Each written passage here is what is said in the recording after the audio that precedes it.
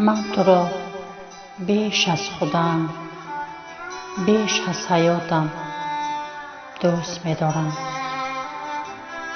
در نمای اشکهایم، در صفای خنده هایم،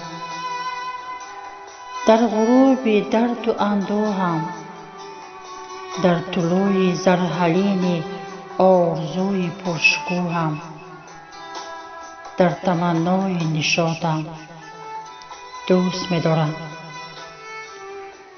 من تو را هر لحظه و هر ثانیه، خواب یا بیدار، مست یا هوشیار، بردم و افتاده و ابگار، اندر عمق چاه بی‌ته، در بلندی کنار دار دوست می دارم.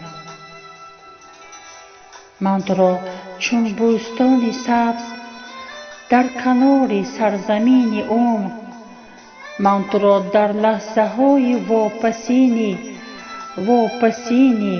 واپسین عمر دوست می دارم. من تو را مثل درختی سرفراز، تا بود در شاخسار تیر ماهم آخرین برگم، من تو را در لرزه های جان، من تو را در لحظه های مرگ، من تو را هم بعد